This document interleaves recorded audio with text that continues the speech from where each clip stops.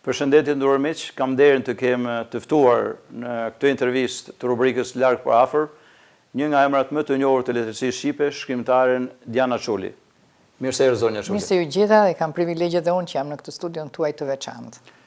Ju prezantohet si shkrimtare, ndonë se ju keni një kontribut të spikator dhe të larmishëm dhe mjaft të gjatë në shumë fusha, si atë të gazetarisë, të botës kritikës letare dhe studimeve letare, një përkthyes e njohur në disa gjuhë si anglisht, frangjisht, italisht, ku edhe keni botuar dhe fituar mjaft çmime. Librat tuaj janë më shumë se 10, Dreri i trotuarve, Angeli i armatosur, Vrasja në kryeministri, Diell mes natë dhe Hoteli i Drurit janë përkthyer në shumë gjuhë të ndryshme, janë përkthyer në Francë, Itali, Egjipt, Maqedoni, Greqi, Rusi dhe Hoteli i Drurit sfundi është përkthyer edhe në kinezisht. Është një vëmtari mjaft të gjerë dhe e spikator. Besoj ju bën krenar, ndonse ju ruani një profil disi modest, të kontributi gjatë në fushën e letërsisë shqipe. Faleminderit për këtë hapje vërtet që mua më vë dhe pak shumë më vjen si zor, po është një jetë e gjatë. Le të themi, në një jetë të gjatë njeriu ka më shumë mundësi të bëjë më shumë gjëra. Dhe kur shikon, sidomos përkthimi në Kinë mua më dha një kënaqësi shumë të veçantë, sepse edhe kisha një lidhje me Kinën të hershme, por edhe që të përkthehet në një vend tjetër, me një kulturë tjetër dhe atje të kuptojnë dhe të ta lexojnë librin, për shkrimtarin është gjithnjë një moment. Përpara se të mbri në kontinentin e largët në Kinë, Hoteli i Drurit dhe shkrimtarja Diana Çuli, e ka vizituar Kinën, madje keni qëndruar për një periudhë mjaft të gjatë, keni qenë ndër të parat gra shqiptare që keni vizituar Kinën duke qëndruar mos gaboj një muaj?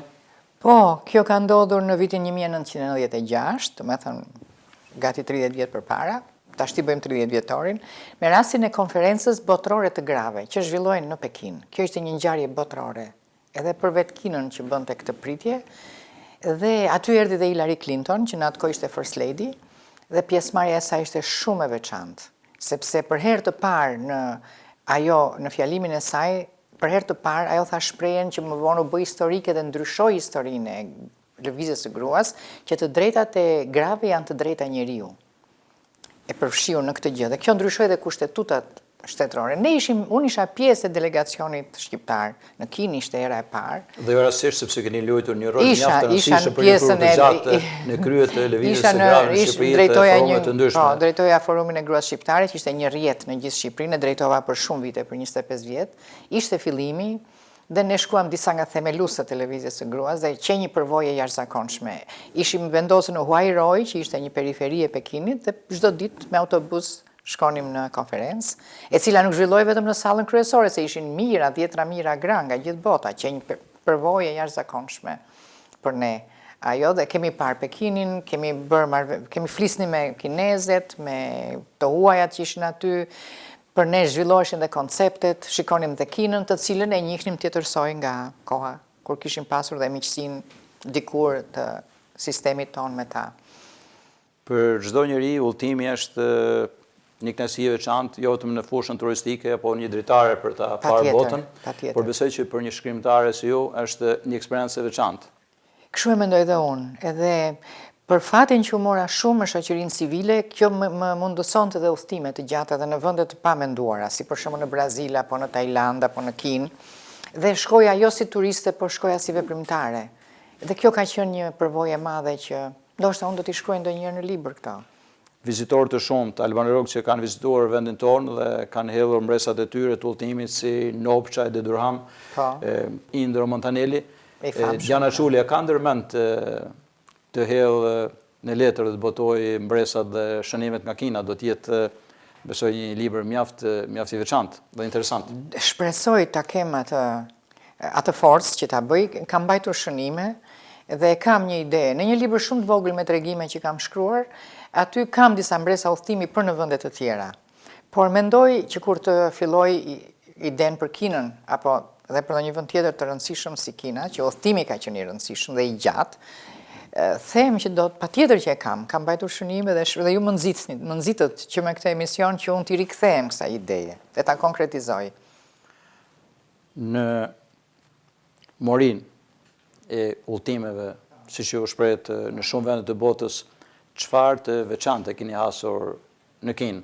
Unë e kam vizituar Kinën 3 herë në përbërje të delegacioneve zyrtare apo edhe në një vizitë private dhe kam konstatuar që mikpritja, protokolli, ngrohtësia, përzemërsia janë me të vërtetë të spikatura nga kinezët. E jashtëzakonshme dhe unë këtë përvojë pata. Ne atje takonim edhe njerëz të thjeshtë, më thënë që nga ajo shoqërusja që na çonte te hoteli ose që na ndihmonte, edhe deri tek politikane ose gra shumë aktive, te shitësi që shkonim për të blerë ndonjë kujtim, ndonjë suvenir. Ata ishin njerëz shumë mikpritës, shumë të dashur, shumë të gëzuar që ne ishim atje. Me përshëndetjen mbuz, ni hao. Po, gjithmonë me atë dhe që ajo modestia e tyre që ishte thjeshtësi po e thellë, nuk vinte se ishin njerëz modestë të tepruar. Por ajo vjen dhe nga ajo thellësi konceptesh që kanë kinezët, se kanë një kulturë tepër të lashtë dhe ata janë të mençur dhe janë të matur. Kjo kuptohej. Me historian të shquar, me filozofë që nga Konfuci dhe nga të tjerët, po. Unë kam pasur dhe një fat deri para 5 vjetër se kam përkthyer një nga autorët e tyre më të shquar, Cao Suekin, Ëndra e dhomës së kuqe. Ai është si thua Tolstoi i Kinës dhe përshkruan Kinën në vitet 1700. Është një libër i jashtëzakonshëm që dhe janë mjaft të mirëpritur librat e autorëve kinezë në Shqipëri, kam parasysh. Janë mjaft të mirëpritur. Librin e nobelistit Mojan e përkthyer nga disa Elias Bahiu dhe mjaft autorë të tjerë që janë mirëpritur nga lexuesit shqiptar. Edhe Xhimi Lazri ka disa që kanë përkthyer Mojanin. Po. Por do të ndalem do të ndalem në mënyrë veçantë tek Hoteli Drujt i Diana Çulit. Është një lidhje mjaft e bukur. Emri i Diana Çulit me emrin e Nolit, të Kadares, Llagollit, që të gjithë këta emra i bashkon Kina. Po, faleminderit, është e vërtetë. Dhe unë me këtë rast dua të falenderoj edhe botuesin Recep Hida, i cili ka pasur një marrëdhënie shumë të gjatë botuese me Kinën, ka botuar shumë autor kinez në Shqipëri dhe ka nxitur botimin e autorëve shqiptar në Kinë.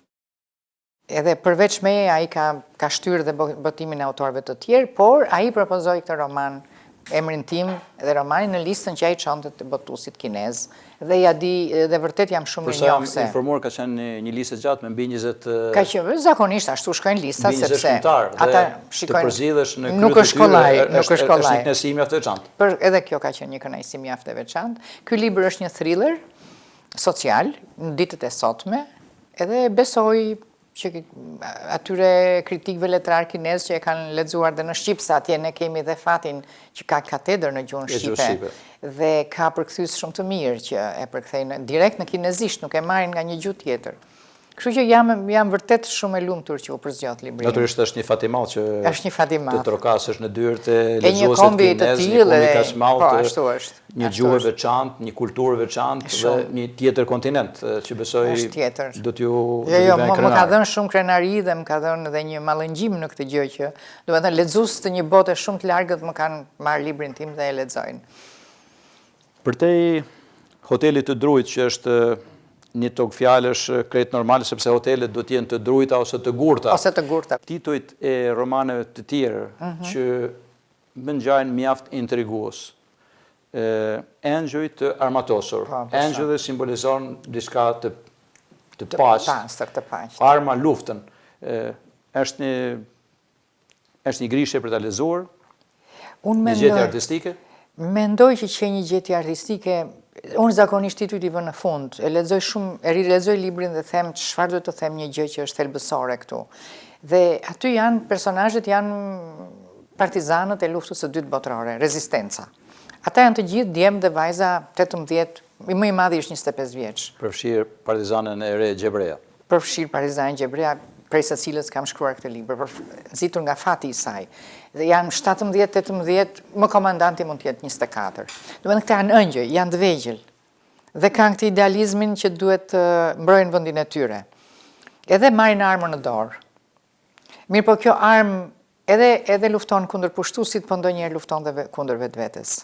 A është një lloj qasje ndryshe për atë periudhë historike? Edhe është një qasje ndryshe, që ndonjëherë pushteti është i tillë që sakrifikon dhe njerëzit e vetë. Se këtu kemi këtë rast që partizanët në kulmin e një operacioni nazist të dimrit, në vend të organizoheshin për të bërë rezistencën ndaj armikut, të pushtuesit, ata bëjnë gjyq partizan përse këta dy të rinj kanë thyer rregullat e ushtrisë dhe janë dashuruar me njëri tjetrin duke anashkaluar disiplinën. Dhe pushkatojnë këtë vajzën. Kjo është ngjarje e vërtet, unë e njihja mirë si ngjarje dhe ishte këtu brenda kishte çështje pushteti, se deshën të rrëzonin këtë komandant që ishte shumë i ndjekur nga popullata, edhe këtë komisare që ishte gjithashtu shumë e zgjuar dhe shumë e zonja dhe përdorën patriarkalizmin për të fituar vetë pushtet. Kam vënë re sidomos në takimet e zhvilluar në Itali, ku janë prezantuar librat tuaj, ku jeni përkthyer nga disa shtëpi botuese, edhe keni fituar disa çmime që jeni një autore shqiptare e njohur atje, por referuar eksperiencës në Europë dhe asaj në Kinë, duke bërë një krahasim. Sigurisht, Italia është një vend shumë i afërt për ne, jemi fqinj gjeografikisht, por kemi dhe histori të gjatë dhe të përbashkët, gati 2000 vjeçare. Kështu që dhe Italia është shteti evropian që i hapi dyert letërsisë shqipe. Na ndan dhe na bashkon deti. Na ndan dhe na bashkon deti, shumë e drejtë që e thatë. Por Italia nga gjithë vendet e Europës ishte e para mbas viteve 90 që hapi dyert shtëpitë e tyre botuese për shkrimtarët shqiptar, relativisht më shumë se sa vendet e tjera. Kështu që antje ndjen veten mirë, kuptohesh nga lexuesi italian, të kuptojnë ata e njohin Shqipërinë. Në rastin e Kinës sigurisht këtu ke një kuriozitet të madh që si do na kuptojnë neve lexuesi kinez, si do ta kuptojë librin tim për këtë largësi të madhe që kemi, po ndoshta na ka bashkuar, na kemi dhe një histori të përbashkët një periudhë të shkurtër. Por është mjaft interesante. Po. Meqense ngjarjet e këtij romani zhvillohen në Valbon. Po. Unë kur kam vizituar Valbonën, përfaqësues të strukturave të agroturizmit atje më kanë konfirmuar që kanë filluar ta vizitojnë shumë kinezë këtë vend të turizmit malor. Edhe është shumë interesante. Edhe kjo më vjen shumë mirë, më vjen shumë mirë për këtë gjë, se vërtet ajo është një zonë e jashtëzakonshme për turizmin malor për shembull. Unë kam vendosur aty ngjarje mjaft interesante kur një lexues kinez që ka në dorë këtë libër të shkojë ta shikoj atje. Shkon në zonë ku është subjekti, po. Zona Shuli, duhet ju pyes për kontributin që sjell letërsia, kultura, arti në parafrimin e kulturave dhe në marrëdhëniet mes popujve. Po, pyetje shumë e drejtë. Unë gjithnjë e mendoj që letërsia është urë bashkimi, nuk është urë ndarjeje. Në qoftë se ne ndonjëherë me fqinjët apo në rrethana të ndryshme, lufte, kemi ngjarje të rënda, letërsia gjithnjë ka bërë këtë bashkimin, këtë dashurinë midis njerëzve. Si thua, ne përpiqemi si ai qiriri në errësirë që qoftë dhe një shpirt ta zbusim edhe ta mirëkuptojmë me tjetrin. Dhe ndoshta nuk ekzistojnë ato ndasitë që ka politika apo pushteti, kur bën krahasime një vend i vogël me një vend i madh. Është mjaft interesante që një autor shqiptar dhe një autor kinez i botojnë te njëri tjetri, kjo është një urë jashtëzakonshme. Ti kupton kulturën. Janë pranë pranë. Pa dallime për gjeografinë, për mallsinë apo. Ty të duket sikur ecën nëpër Pekin kur lexon një libër të autorëve kinez të shquar, ose ata kur lexojnë tonin si thatë ju për Valbonën. Kështu që ky është bashkimi, këtë gjë bën letërsia. Siç ju shprehet, me të vërtetë këto botime janë edhe ura për shkëmbimet, marrëdhëniet, komunikimin dhe besoj ju keni ndërtuar ura për të rikthyer përsëri te Kinë. Një të vogël.